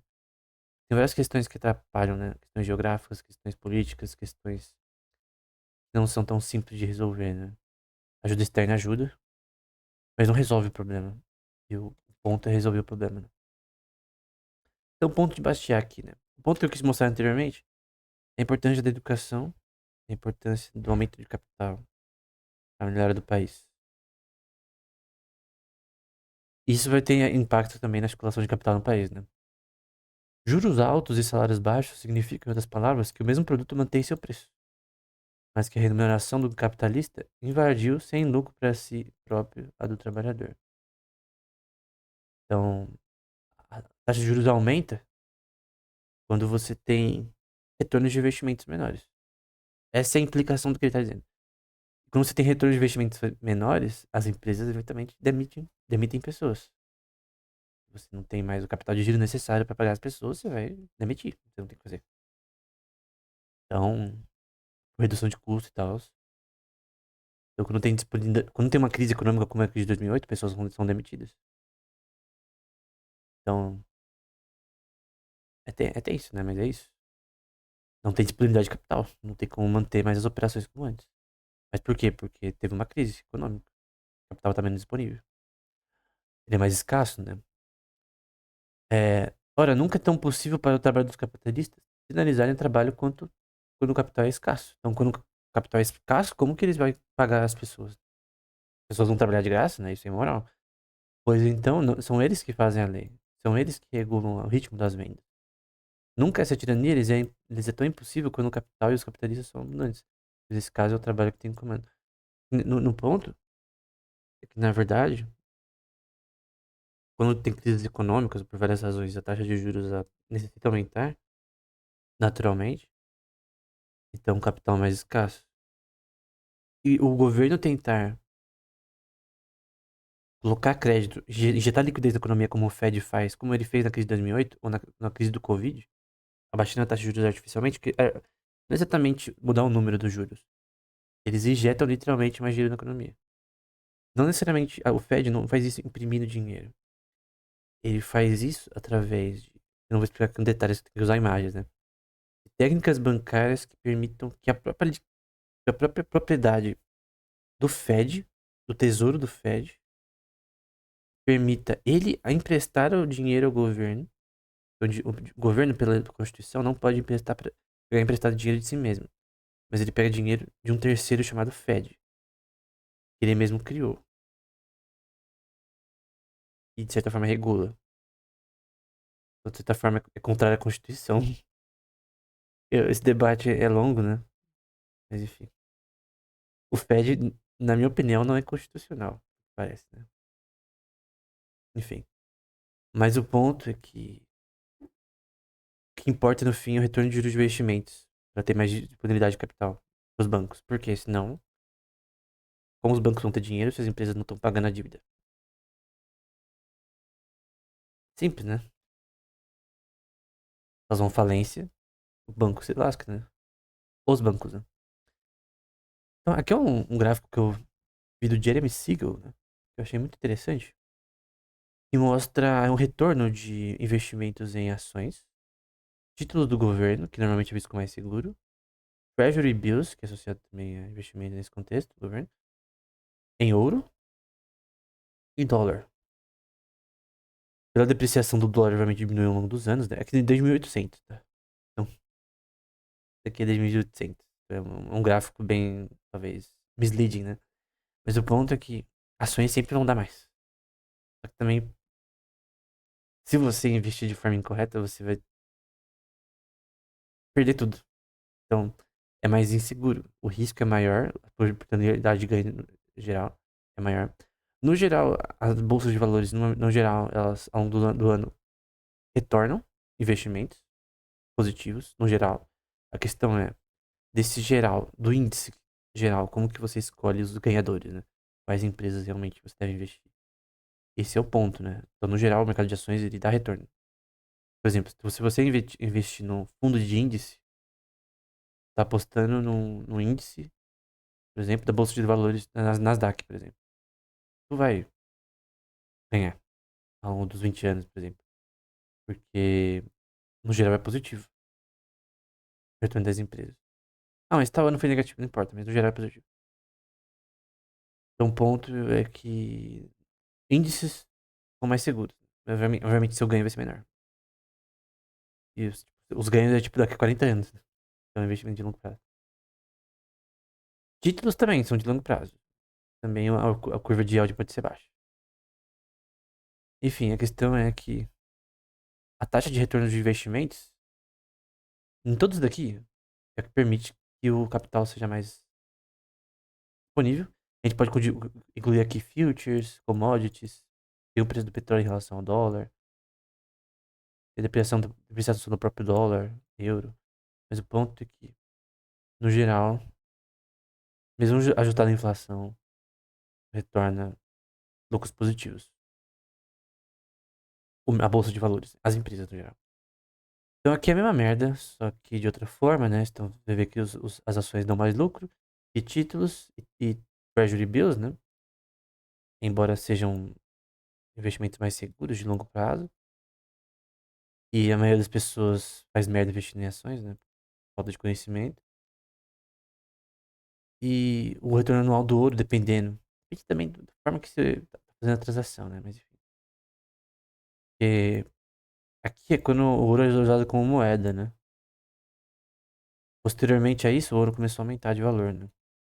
Então, o hedge do ouro, o hedge virou, perdão, o ouro virou um hedge contra o dólar, né? Mas enfim.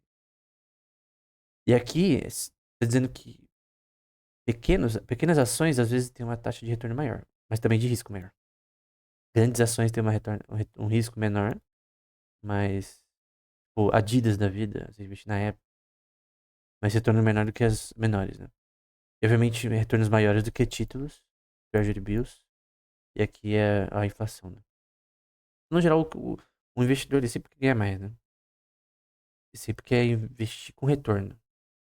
E essa é uma forma de renda passiva. Quando você investe no governo, nos títulos, é uma forma de renda passiva, você não tá fazendo nada. É o governo que tá fazendo, ele vai te pagar se ele puder. A não ser que aconteça na Rússia nos anos 90, né? Pós-queda da União Soviética, né?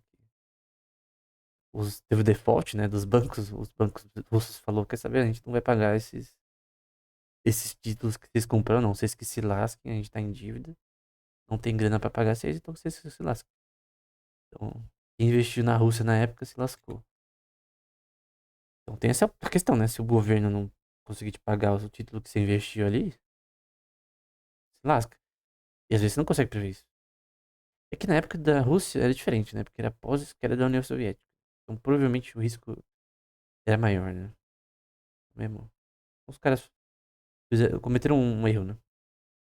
Aqui são preços de commodities contrastados, por exemplo, com o equity dos Estados Unidos, são mercado privado, né? É, a bolsa de ações, perdão, a bolsa de valores, de certa forma. O mercado de equity são as empresas dos Estados Unidos. Então você vai ver que investir em equity, né? Seja em ações ou capital de forma privada, gera, no geral, mais retorno, no geral, do que mercado imobiliário, que está em segundo, em preços, né? De preço de venda. Em Treasury, Tesouro dos Estados Unidos, em preço de commodities, etc, etc. Só que depende, porque, por exemplo, tem pessoas que são boas de investir em commodities que ela vai gerar lucro investindo em commodities, mesmo que na média elas não gerem lucro. Em futures, né? A pessoa que vai investir em ouro, ele faz merda. A pessoa que vai investir em qualquer tipo de coisa, ele faz merda. Então, não é porque a média tá indo melhor que você vai fazer as melhores decisões nesse contexto, né? O ponto é que tudo isso daqui tem a ver com taxa de juros de retorno de investimento. O ponto que o Tibort coloca no livro O Homem, Economia e o Estado. Então, o que importa para realmente a taxa de juros real, que não é controlada pelo Banco Central, é a taxa de juros de retorno de investimento, que é a disponibilidade de capital endógena na economia. É isso que é a taxa de juros. O preço do capital é definido dessa forma. Infelizmente, os bancos centrais controlam a taxa de juros. Porque isso é imoral, antiético e não deveria ser feito. Até porque, algoritmicamente, você está fazendo uma estimativa que não é real, cara. Ela não é real. Ela não representa a taxa de juros real. Ponto. Isso é óbvio. A não ser que você consiga prever a demanda de capital futura. Se você consegue fazer isso, parabéns. Você tem um algoritmo que deveria ganhar o prêmio Turing, né? Que é o prêmio Nobel de Física e Computação. Resolver uns problemas mais possíveis que existem. Eu creio que esse problema, ele seja até não computável, né? Em termos godelianos, né? Ele é indecidível, né? Prever a demanda futura. Quanto mais esse problema cresce o input, mais é impossível você resolver. Se for indecidível, se for provado que ele foi indecidível, essa é a minha opinião, o Banco Central controlar a taxa de juros é uma grande idiotice mesmo, do ponto de vista computacional, né? Eu creio que seja o caso. Aqui tem a ver com taxa de juros de retorno também, né? Do mercado. É a taxa de retorno de média, né? De fundos de investimentos, hedge funds, e o índice da SP500. Todo mundo se lascou na crise de Covid, né? Mas dá pra ver que, no geral, o setor de equity ele é superior ao setor de fundos de fundos de investimentos, né? Então, na próxima vez que você investir no hedge fund, tome cuidado, né? Principalmente com as taxas e com o retorno que eles têm, né? Aqui são. Aqui é o equity do índice. Perdão, é o índice de títulos de equity. Investimento de crédito de equity. E fundos de hedge. Dá pra ver que hedge funds eles não performam melhor do que, no geral, do que um índice, um fundo de índice. Ou seja, é melhor você investir em fundo de índice do que no hedge fund no geral. Então. Ah, mas tal ano eles ficaram quase no mesmo nível. No geral, é mais seguro você investir num fundo de índice. E tudo isso tem a ver com retorno de investimento, porque o fundo de índice de equity é o retorno de investimento de empresas. Tudo isso teria a ver com a taxa de juros real na ausência de um banco central. Ok?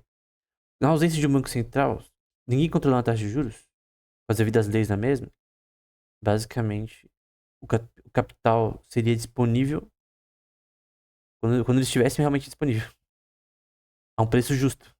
Ou seja, o preço que você paga o capital no banco ao juro escolhido pelo governo é um preço injusto. Sempre. Está arbitrariamente escolhido pelo governo. E sempre vai ser o errado. por sinal é incalculável. É a mesma coisa que eu tentar fixar preços. Fixar juros é a mesma coisa que eu tentar fixar preços de produtos. Eu tô fazendo ter menos capital no mercado, investimentos, porque eu tô fixando um bem, que é o capital em si.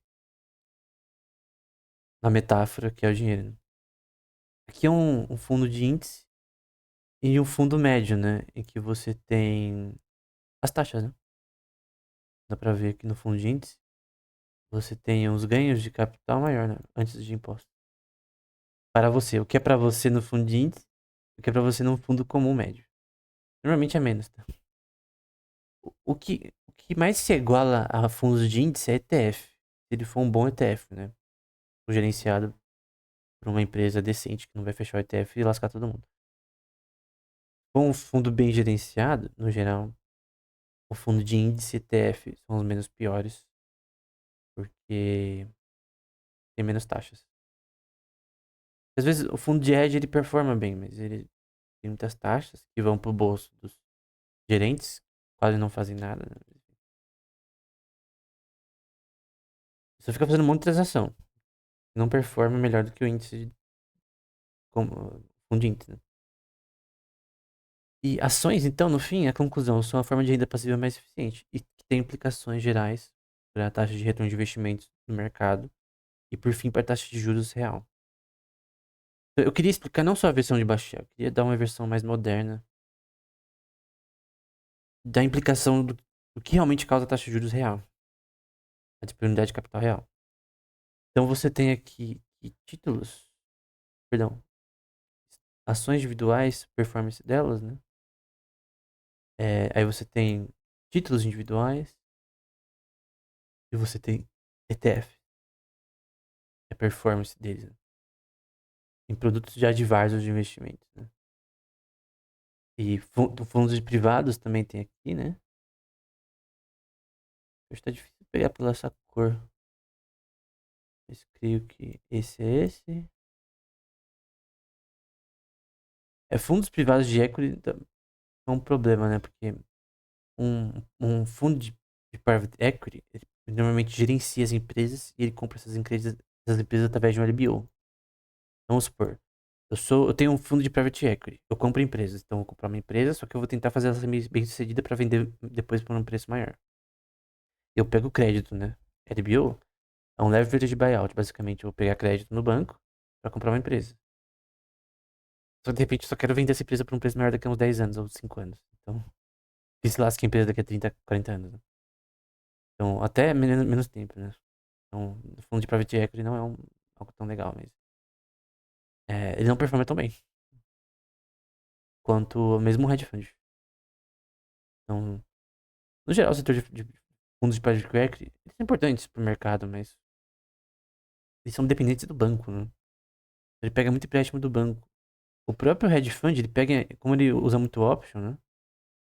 Ele pega empréstimo do banco também, pra fazer alavancagem. Então, no fim, todo mundo aqui depende do banco. E a taxa de juros que eles podem pegar os empréstimos vão impactar também na capacidade deles de comprar empresas, no caso do setor de private equity, na capacidade de do hedge funds. Quem faz é, investimento um tipo de investimento que você tem que pegar empréstimo, né? Em formatações com opções e tal, que são options. Em todo tipo de instrumento financeiro em que você pega crédito para gerar esse investimento, você tem que ter uma alavancagem grande, quantidade de capital grande, e investimento em qualquer tipo de coisa, ações, commodities, etc. Basicamente vai precisar do banco. São os bancos que provêm liquidez para todo mundo, e o Banco Central principalmente, né? Porque ele coloca a taxa de juros lá. Prover liquidez, no caso do Fed dos Estados Unidos, né? Então, tudo aqui é importante. Se você não entende isso daqui, você não entende juros. Porque tudo isso daqui afeta a taxa de juros real. É natural. Infelizmente, o Banco Central tenta ficar escolhendo a taxa de juros arbitrariamente. Deveria ser feito por bancos privados, devidamente regulado, né? E, se possível, por uma moeda que não seja fiduciária. E, se possível, sem reservas acionárias. Se, por exemplo, se eu tenho um sistema bancário, vamos supor que você acaba com o Banco Central. E os bancos ainda podem fazer reservas acionárias, né? só 10% ali do que é depositado ali no banco, que as pessoas depositam ali. Por exemplo, se pessoas depositam 100 mil no banco, ele pode gastar 9 mil no que ele quiser e 10 mil ele fica nos cofres. Isso é imoral. Até porque. Ah, não, mas esse é o custo que você pode ir no banco. Pera, custou. Basicamente, se a gente for pensar,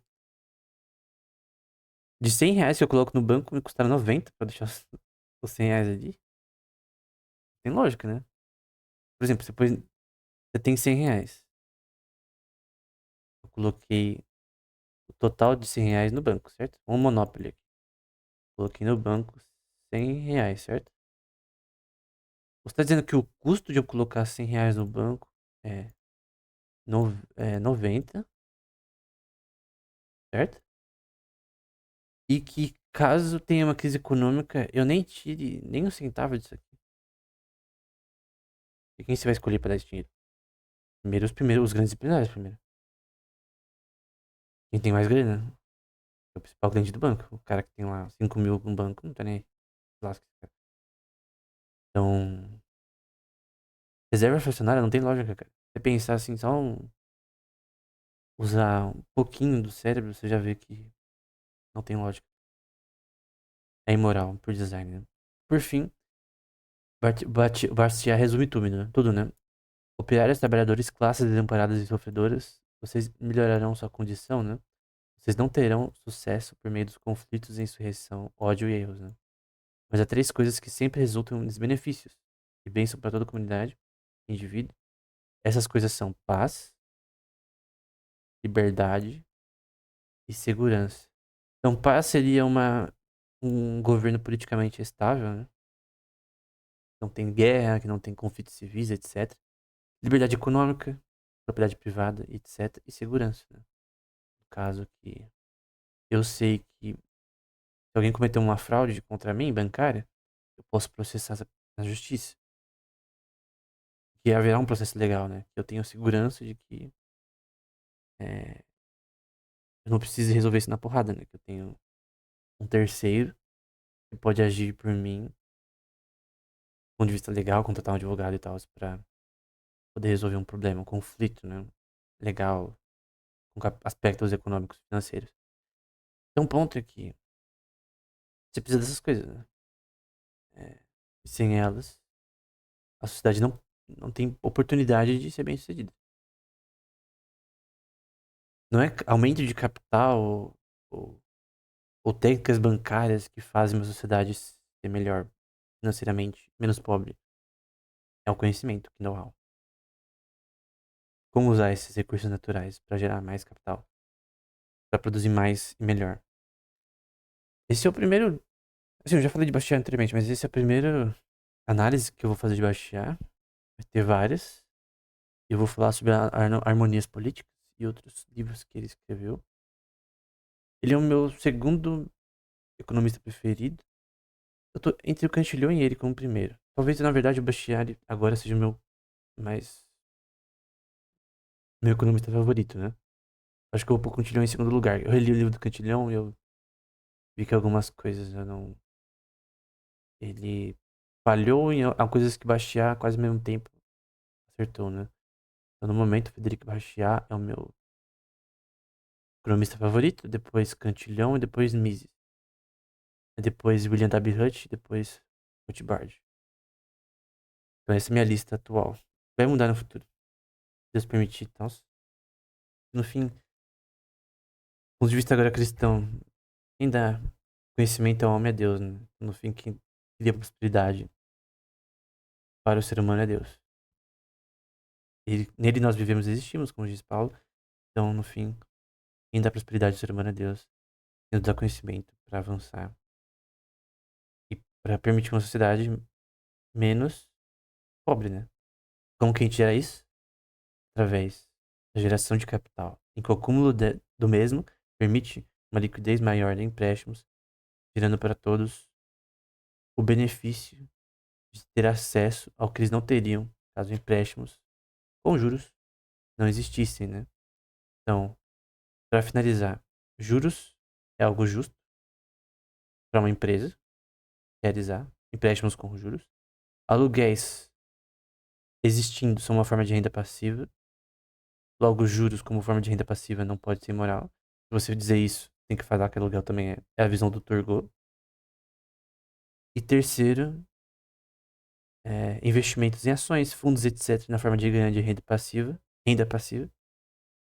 também é justo, porque esses dois outros também são justos. Então, esses três pontos são justos, são morais, se devidamente usados de forma ética, né? Alguém poderia fazer isso de forma antiética, mas caso você faça isso de forma honesta, essas três formas de geração de renda passiva, em que o capital é produtivo por si mesmo, seja na forma fixa, em aluguéis, ou na forma de empréstimo de dinheiro, etc., ou de ferramentas. Então, esse ganho monetário é algo justo e correto, ser feito honestamente. E essa é toda a base da economia, mesmo a moderna. E preferência por liquidez, esquece isso. Não existe. A visão de quem é totalmente idiota.